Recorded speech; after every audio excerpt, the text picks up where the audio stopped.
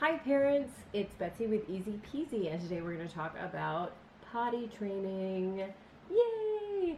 So first I want to say that potty training has been the hardest thing for me as a parent, the most frustrating.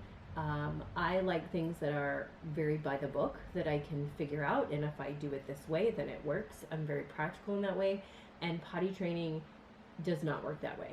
So here we go. First, I want to talk about to prepare for potty training. So potty training, first what I did about a month before you potty train, I recommend this book, Oh Crap, Potty Training. I really like this book. I will give you some takeaways of it as we talk right now. So first of all, the very important thing, she does say, when your kid is ready, when you think they're ready, and what ages, and some statistics and things like that with potty training. I also found very helpful that there is a Facebook group of parents that are currently doing this and have done it, and they are very helpful. You can even search by whatever issue you're having. Okay, so they're potty trained, but they only poop when you have a diaper on them. It's something like that. Or like my daughter, my first that I potty trained, she would always pee when I put her in the high chair, even if she just peed on the potty chair, and I put her in the high chair, 3 minutes later she'd pee again. I'm like, okay, so I went on the Facebook group. I didn't even have to type in a new question. I just searched high chair, and I found other parents that had similar issues and the things they did, helpful tips. So recommend this book. Also recommend the Facebook group. If you have questions, other parents can tell you what worked for them and different ideas, which is very helpful. Oh, the most important thing of this is that it is a training. This is something that has to be taught. It has to be learned by your child. So it does not happen overnight. You will get a parent that says, oh, my second kid just potty trained himself, just decided to start peeing in the potty. That's awesome, but don't go in expecting that, okay? This is just like anything else. When you taught your kid to use a spoon, when you taught your kid to tie their shoelaces, well, hopefully they know how to potty train. They know how to go to the bathroom before they tie their shoes. But you know what I'm saying? Anything you're teaching them, how to brush their teeth, how to drink out of a cup, it doesn't happen right away. They have to learn the process. And with potty training, they have to be able to feel those cues internally and say, oh, that's what that feels like. Now I go do this. So it does not happen overnight. It may happen overnight, and God bless you if it does. I'm not jealous. I'm very happy for you. But for me, it did not happen overnight. So the most important thing is for you to be patient, is for you not to let your child see you get upset, get frustrated, definitely not to yell at them, because that'll only take step backwards with that of it. So the most important thing is for you to be patient, for you to stay calm, to go about it just like everything else. Okay, let's try this again. Okay, let's clean that up. Instead of getting frustrated with them. Now, this is not easy to do in the moment, so that's why I have this prep for you to help you. If you can take out some of the frustration, then it will hopefully allow you to be more patient with your child in the moment when you're doing this, okay? So here's our prep. First thing is read this book.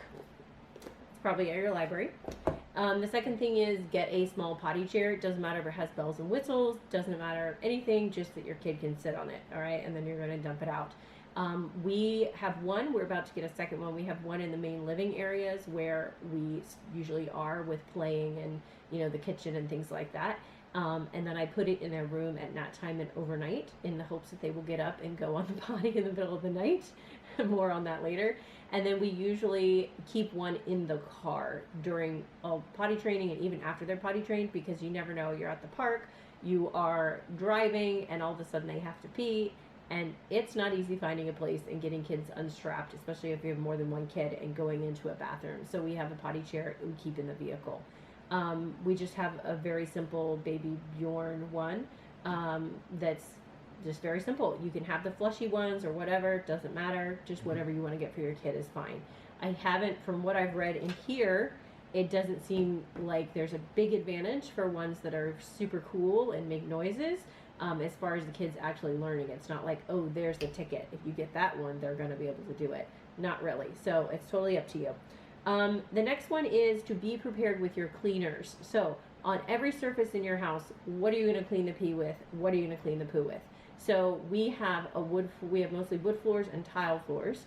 So I have a Clorox cleaner that I use on the tile floors, but I also made a solution of our wood cleaner with water that I have handy. So when we're potty training, I just grab this, spray, clean it up with paper towels. I originally thought I would use towels, for the sake of the environment, and my daughter had peed on the floor 8 times before 10 a.m. on the first day. And I said, we're going to run out of towels. So that's totally up to you, but have a backup plan. And so we used a combination towels. I could not do all of the laundry that quickly to keep up with it, so we did use paper towels as well. But have it ready. So have this, have the cleaner, you know where it is, so it's fast and easy to clean it up. And also, your child can help with the cleanup. You say, okay, oh, it's on the floor, we need to pee in the potty, and clean it up. Have them help you with it. So have that ready. Next are sheets and mattress protectors. So I layer the mattress protectors in the sheets. So I'll put a mattress protector down, waterproof mattress protector, then a sheet, then another mattress protector down on the bed, then another sheet. That way, in nap or at night, if they wet themselves, you simply take off the sheet and the mattress protector, lay them back down. You don't have to put new sheets on in the middle of sleep time. So hopefully it won't disrupt their sleeps as much. Another trick that I had heard from this group is that you can use a fleece blanket, like a throw blanket, and you can simply lay it over the pee and it will block the moisture, change the kids' clothes or what have you, put them back down on the bed and clean it in the morning. So that, whatever, 4 hours or 6 hours or 8 hours is not going to ruin their sheets or anything, but you don't have to mess with everything with the bedding right then. So we usually do keep a fleece blanket there in the bedroom at the foot of the bed, just in case it's the middle of the night and I am not dealing with this. I can be a lot more patient with my kid if I can just lay this down, night, put them back to bed. Okay, so those are 2 helpful things as far as bedding and sleeping. Puppy pads. Now, this was genius. Also from this group that recommended these. These are puppy pads, and they are fairly cheap. I think this was like $10 for 30 of them, and they're about the size. You can get bigger ones if you want. I get these, and I put them down because I don't have that many mattress protectors. I'll put it under the sheet, or I'll even put it over the sheet and have the kid lay on it during nap time. And if they pee, I pick it up and I throw it away, and if you don't pee, it stays there until the next time. So puppy pads are very helpful in other places too. Like a lot of times when I do use the potty chair, if it's on carpet or a rug or even on the floor, I'll put this down, say wherever the potty chair is in the living room or wherever, put the potty chair in the middle of it, and then if there's any spray, because there will be spray with your boys and they'll be dripping with your girls, then it catches it, and that's easier to clean up. Especially, say you're visiting, I'm visiting my in-laws, they have carpet. Put this down, put the potty chair on top of it so that I'm not getting pee all over their carpet while we're potty training. They make potty protective, I don't know what they're called, seat covers that go inside car seats that you can take out if there's an accident and wash that in the washing machine instead of taking the cover off of your car seat. Highly recommend these, way faster than taking your whole car seat out and washing the cover and then not being able to go anywhere because the car seat cover is air drying. So you can wash the car seat cover. I will link those in the description of the video as well. These you can find anywhere. And lastly, plan time when you can be home and not leave the house, preferably at all, for I would say 5 days to a week. If you can only get 3 days, do 3 days. But if you can get up to a week, I would do a week if you can. So I understand a lot with working parents, that's almost impossible.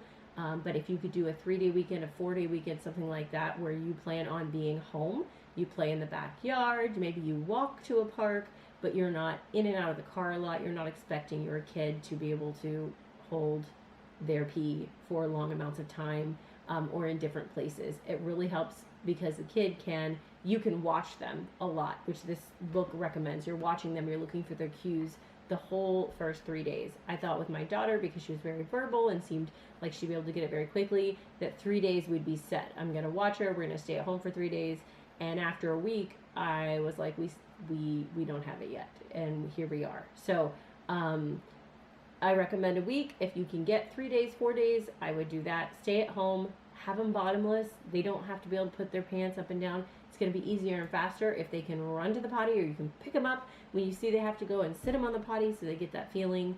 And when you're prompting them, all of these things, my son we're about to start potty training with in about a month, cannot pull his pants up and down all the way by himself yet. And so he's just going to have a shirt on, and we're just going to be home for about 5 days, and he's just going to have a shirt on with nothing on the bottom while we're figuring it out. So I found that very helpful as well. So those are my tips. The last one is be as patient as you can with your child and with yourself. You're not going to ruin your child if you get frustrated and they see that. Just start over, clean slate, and start doing it the best that you can with the problem. Just have a backup plan of your support as well that you can vent to, that you can ask questions to. So those are my tips for preparing for potty training. Good luck to you, friends, and don't get discouraged. It's not easy. You will have a friend that tells you that their kid just potty trained themselves 24 hours and everything was fine and she never had an accident, and that is awesome, but don't get discouraged if that is not you, because that is a very rare case. Most of the time, this is a training the kid has to learn, and it will take a while. So good luck to you. Let me know if you have any questions. Subscribe, like, share. Hit me up with other video topics. God bless. Bye, parents.